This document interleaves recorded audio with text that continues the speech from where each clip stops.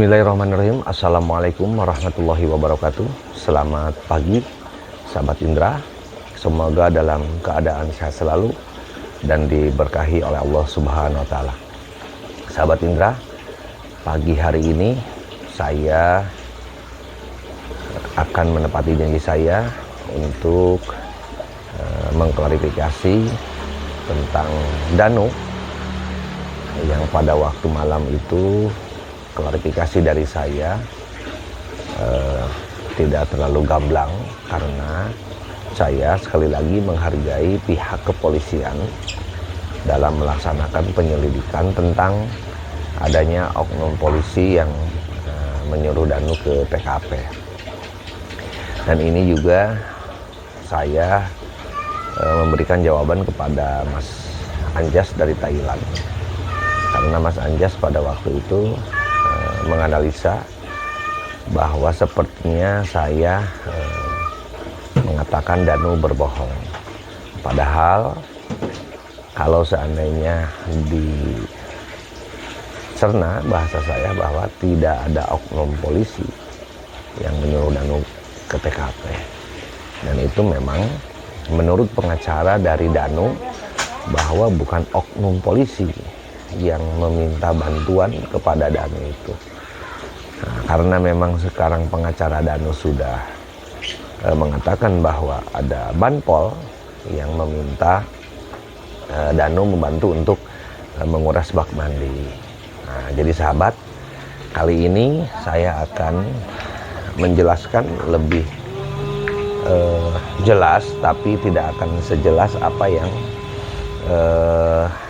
terjadi di lapangan, karena sekali lagi saya pun menghargai pihak kepolisian. Sahabat Indra, pada tanggal 19 memang Danu ada di seputaran TKP.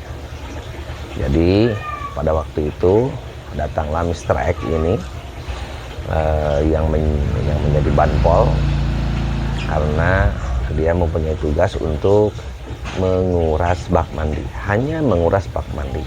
Dan itu pun yang saya tahu di TKP pada tanggal 18 itu semuanya sudah beres, diproses, diidentifikasi. Nah, pada waktu itu si Mr. X ini menurut pengakuannya bahwa melihat Danu ada di seberang jalan di atas. Akhirnya memanggil dan beliau meminta untuk Danu membantu menguras bak mandi. Jadi hanya itu saja, tidak lebih dari menguras bak mandi, dan tidak ada lagi kegiatan selain menguras mandi. Ya setelah itu beres, ya sudah pulang lagi. Nah, itu jadi kenapa saya tidak jelaskan pada waktu awal klarifikasi, karena memang saya menghargai. Takutnya nanti saya overlap atau melebihi kewenangan daripada pihak kepolisian. Tapi karena memang Pak Ahmad Taufan pada waktu hari Kamis menjelaskan bahwa mengeluarkan statement bahwa ada Banpol yang menyuruh Danu. Jadi sekali lagi bahwa Danu itu tidak dipinta atau diajak ke TKP, tapi kebetulan Danu pada waktu itu ada di sekitaran TKP, di seberang jalan TKP, dan dilihat oleh Banpol ini, diminta bantuan langsung. Begitu sahabat. Jadi intinya jangan terlalu banyak berasumsi yang tidak-tidak. Nah, kemudian saya juga akan membahas tentang pernyataan Ki Anom di channel YouTube-nya yang menjelaskan bahwa beliau bersama-sama saya di kantor desa, di ruangan saya pribadi,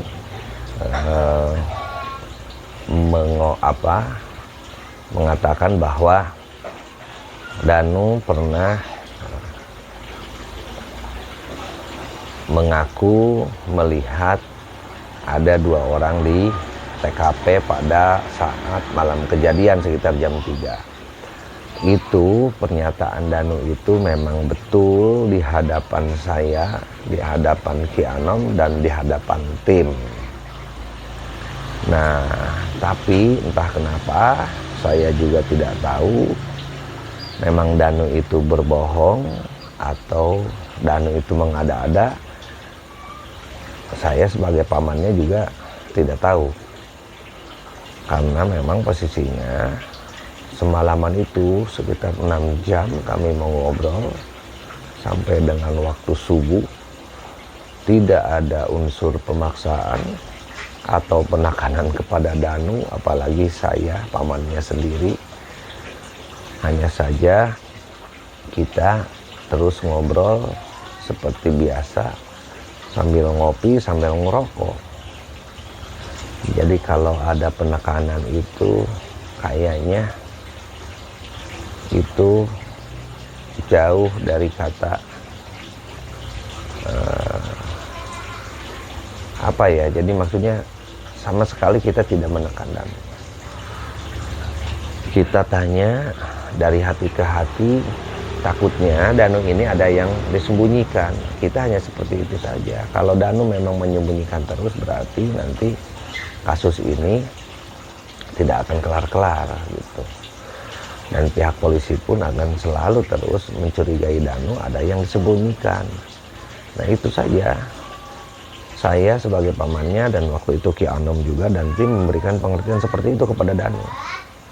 Supaya Danu kalau memang ada yang dia ketahui lebih dari itu, tolong dibicarakan yang jujur kepada pihak penyidik. Begitu sahabat, dan sekali lagi saya berbicara kali ini itu hanya ingin pertama keponakan saya Danu ini tidak menjadi blunder di dalam pernyataannya di channel Mbak Suci. Kedua juga klarifikasi saya ini namanya segmen klarifikasi ya. Kalau Mas Anya segmen analisa, kalau saya segmen klarifikasi. Artinya saya juga tidak ingin pihak kepolisian terganggu dengan hal-hal yang bersifat asumsi yang tidak benar dan kemudian melahirkan opini yang liar. Jadi ini saya rasakan akan sangat mengganggu pihak kepolisian. Jadi nanti pihak kepolisian tidak fokus untuk melakukan penyelidikan. Yang tadinya harus ke sini melakukan penyelidikan, akhirnya terbagi menjadi ke arah sini juga. Nah itulah sahabat, semoga apa yang saya sampaikan ini bisa bermanfaat untuk sahabat Indra dan untuk yang lainnya. Dan juga apabila ada kesalahan dalam klarifikasi ini, kesalahan kata-kata saya juga mungkin saya minta maaf. Jadi jangan kemudian ada salah kata-kata dari saya kemudian di framing lagi begitu. Jadi ini tidak akan beres-beres. Akan tetapi saya membuat klarifikasi ini adalah tak lain dan tak bukan hanya untuk meluruskan apa yang sebenarnya terjadi di lapangan. Nah begitu pagi hari ini segmen klarifikasi saya dan menjawab dari Mas Anjas. Wassalamualaikum warahmatullahi wabarakatuh.